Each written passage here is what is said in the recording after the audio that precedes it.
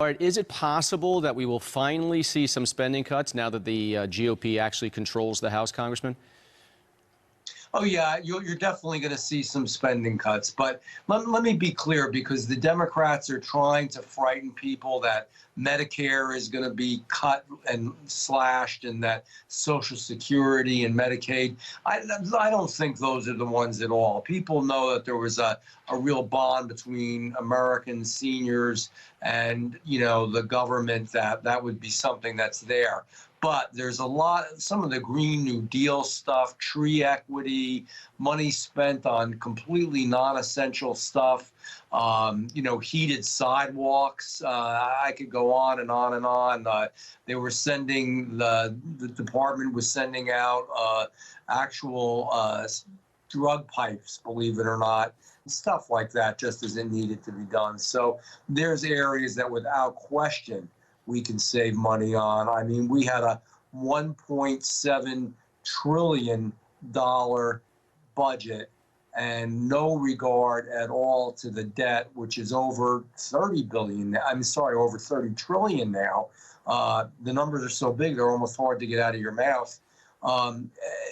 It just isn't right. The Democrats really own this. They created it, but we're going to start to fix it. It's always like in baseball, the pitcher is throwing the fastball. The hitter knows it's coming and still misses. Every time we go through this, the GOP knows the heat is coming and blinks first. What is going to be different this time as opposed to previous battles?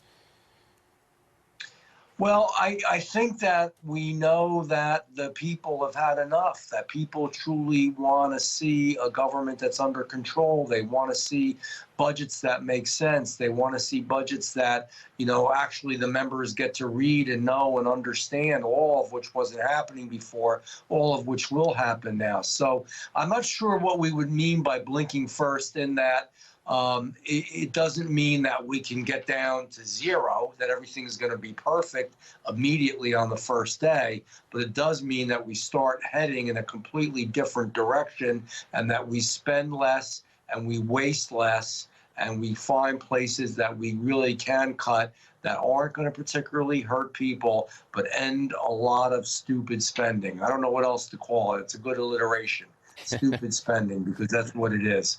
Kevin McCarthy, it took 15 rounds for the Freedom Caucus to compromise and elect him Speaker.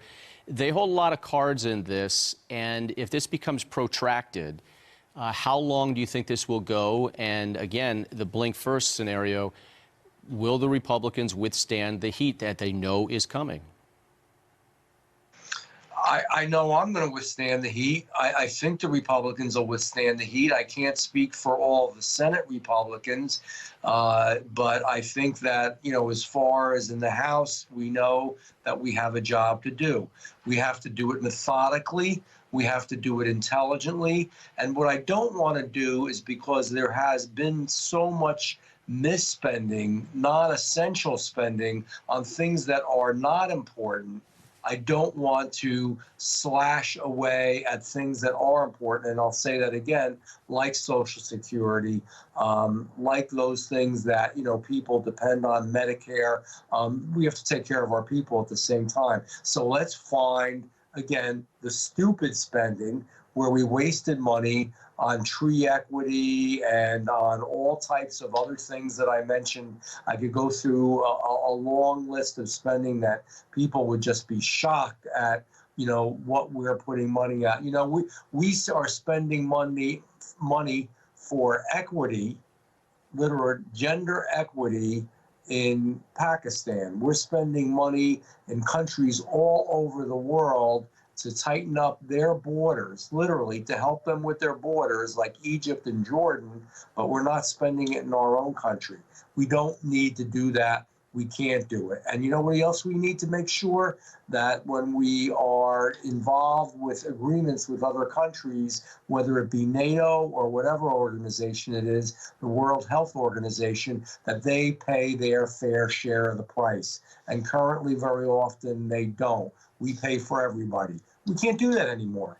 We have to take care of our own people. We have to take care of our own budget, and we have to take care of our own people and treat them in the right way. The right way is to make sure that we have frugal but effective budgets.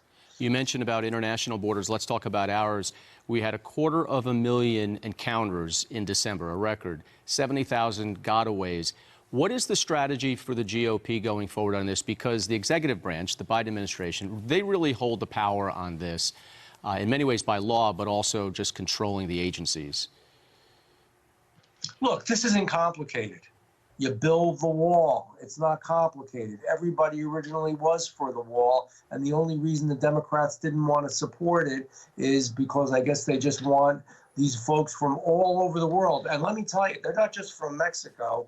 They're just not from Latin America. It's all over the world. Some of them are on the terror watch list. Some of them are involved with the drug cartel and are causing all kinds of harm, human trafficking, letting fentanyl in. That's the main access way for fentanyl to come into our country, destroy our youth, destroy our people, and yet they allowed it. We need this president to do the right thing and to sign this type of legislation to make it happen. He's done the wrong thing over and over and over again, and we're all tired of it, and it's destroying our country. All right, Congressman. Well, we'll watch the fight as it begins tomorrow. Good luck, and we'll check back in with you at some point, okay? I would love it. It was great to be on. Thank you.